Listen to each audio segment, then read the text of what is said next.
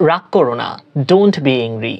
ধরেন একজন রাগ করে আছে, তখন তাকে কি বলবেন? তখন তাকে কিন্তু ইংরেজিতে বলবেন don't be angry, don't be angry. তুমি কি বোকা? Are you stupid. অনেক সময় হয় না, আমরা মানুষকে একটু বলি, এই তুমি এত বোকামি করছো কেন, তুমি কি বোকা, তুমি এটা বুঝো না। তো তুমি কি বোকা বলার ক্ষেত্রে বলবো are you stupid, are you stupid. লজ্জা পাবে না, ডোন্ট বি শাই। শাই অর্থ কিন্তু লজ্জা পাওয়া। অনেক সময় অনেকজন অনেক কাজ করতে লজ্জা পায়, তখন আমরা তাদেরকে বলে থাকি এই লজ্জা পাবে না। তো লজ্জা পাবে না বলার ক্ষেত্রে বলবো don't be shy, don't be shy. সোজা হয়ে বসো, সিট আপরাইট। এবার আপনি একজনকে একটু সোজা হয়ে বসতে বলছেন, তো তাকে বলছেন এই তুমি এত বাঁকা হয়ে বসে আছো কেন, সোজা হয়ে বসো। তো সোজা হয়ে বসো বলার ক্ষেত্রে বলবো সিট আপরাইট। আপনারা যারা আসলেই দ্রুত ইংরেজিতে কথা বলতে চান, তারা কিন্তু এই বাক্যগুলো মনোযোগ সহকারে শুনবেন এবং কিভাবে ব্যবহার করবেন সেটাও কিন্তু জেনে যাচ্ছেন। তো এগুলো অবশ্যই অবশ্যই আপনাদের মুখস্থ করতে হবে। শান্ত হও, কাম ডাউন। অনেক সময় অনেকজন উত্তেজিত হয়ে যায়, তখন আমরা তাদেরকে বলি এই তুমি এত উত্তেজিত হচ্ছ কেন, শান্ত হও।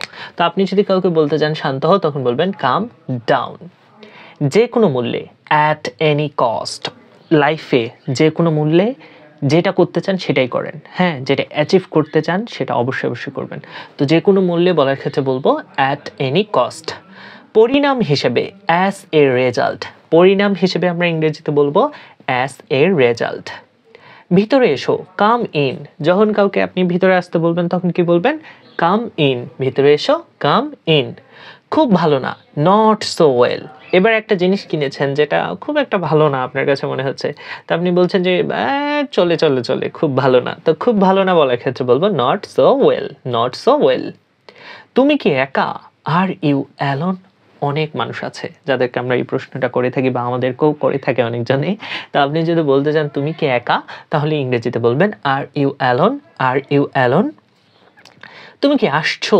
আর ইউ কামিং। এবার ধরেন একজন আসতেছে কিনা সেটা তাকে প্রশ্ন করছেন, এই তুমি কি আসছো। তো তুমি কি আসছো বলার ক্ষেত্রে বলবো are you coming, are you coming. আমার সাথে থেকো, স্টে উইথ মি। যখন আপনি কাউকে আপনার সাথে থাকার জন্য বলবেন যে আমার সাথে থেকো, তখন বলবেন stay with me, stay with me. তুমি কি জানো? Do you know. এবার কোনো একটা জিনিস কেউ জানে কিনা সেটার জন্য আপনি তাকে প্রশ্ন করছেন তুমি কি জানো, তাহলে আপনাকে ইংরেজিতে বলতে হবে do you know, do you know. রেগে গেছেন? Are you angry. এবার একজন রেগে আছে কিনা তাকে প্রশ্ন করছেন এই আপনি কি রেগে গেছেন বা রেগে গেছেন। হ্যাঁ, বলি কিন্তু এইভাবে আমরা। তো রেগে গেছেন বলার ক্ষেত্রে বলবো are you angry, are you angry. Angry অর্থ কিন্তু রাগ, রাগা। মামলাটা কি? What's the matter. অনেক সময় হয় না কোথাও কোনো একটা ঘটনা ঘটেছে, তা আমরা জানি না আসলে কি ঘটনা ঘটেছে, তখন আমরা বলি যে আসলে মামলাটা কি, ব্যাপারটা কি। তো এমন বাক্যকে ইংরেজিতে বলবো হোয়াটস the matter, what's the matter. ভাগ্যক্রমে, বাই চান্স। ভাগ্যক্রমে যদি আমার এটা হয়ে যায়, ভাগ্যক্রমে যদি আমি ওটা পেয়ে যাই, এ ধরনের কথা আমরা বলি কিন্তু। তো ভাগ্যক্রমে বলার ক্ষেত্রে বলবো বাই চান্স, বাই চান্স। তো এগুলোই ছিল আজকের বাক্য। এতক্ষণ থেকে আমি যেগুলো আপনাদেরকে শেখানোর চেষ্টা করলাম।